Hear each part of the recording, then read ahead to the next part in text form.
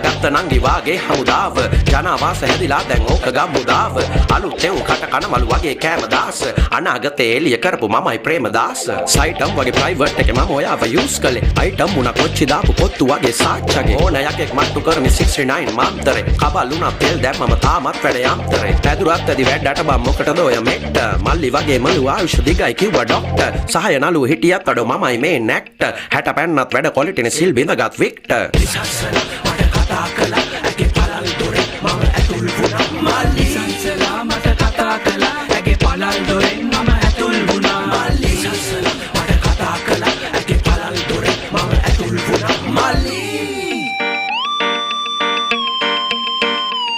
මල්ලි Villa, play my